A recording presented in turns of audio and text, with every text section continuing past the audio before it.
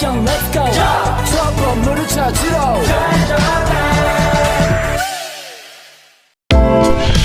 Sejarah akuntansi di dunia.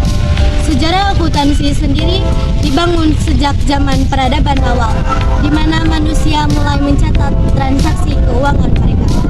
Ilmu akuntansi ditemukan oleh Luca Pacioli pada tahun 1494. Beliau menulis buku berjudul yang mengungkapkan istilah debere dan credere, di mana setiap adegan transaksi keuangan harus dicatat di sisi debit dan kredit. Dan buku tersebut mengungkapkan perkembangan sistem tata buku pasangan. 1 tahun setelah buku tersebut diduplikasikan, akuntansi mulai diterapkan di Italia. Dari sistem ini, pembukaan dan laporan keuangan dapat disusun secara sistematis dan terpadu. Sistem akuntansi diberi nama sesuai nama orang yang mengembangkan dari negara tersebut masing-masing, seperti misalnya sistem Anglo-Saxon di Amerika Serikat dan Inggris, serta sistem kontinental di Belanda.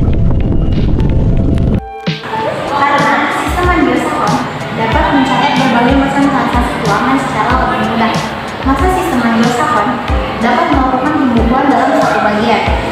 Sedangkan sistem lain justru membedakan antara pembukuan dengan akuntansi. Akuntansi di Indonesia mulai diterapkan pada tahun 1642. Tetapi pada tahun 1747 ada bukti jelas dari pembukuan Ampion Sosioid. Lalu akuntansi dengan adanya penerapan pembukuan di beberapa perusahaan. Lalu pada tahun 1870 akuntansi terus berkembang saat Undang-Undang Nanam Paksa dihapuskan. Karena banyak pengusaha swasta Belanda yang menanamkan modalnya di Indonesia. Pendidikan akuntansi dalam negeri mulai dirintis pada tahun 1952 oleh Universitas Indonesia yang membuka jurusan akuntansi di Fakultas Ekonomi.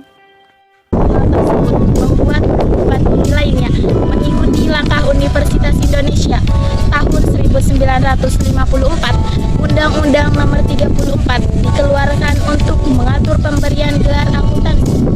23 Desember 1957 didirikan organisasi yang menghimpun nama akuntan di Indonesia yang dinamakan AIA atau Ikatan Akuntansi Indonesia.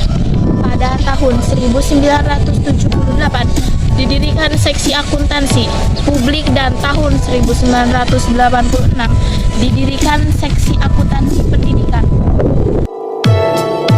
Tantangan akuntansi di masa kini. Demikian ada saja beberapa tantangan yang benar-benar baru, sehingga membutuhkan waktu yang lama untuk mempelajarinya.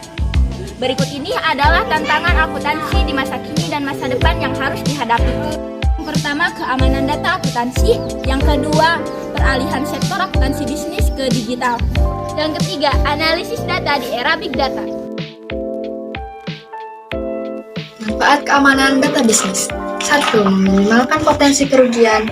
2. Mencegah penyalahgunaan data. 3. Mengurangi kemungkinan tindakan kriminal. 4. Memaksimalkan kebebasan berpendapat. 5. Menghindari adanya duplikasi.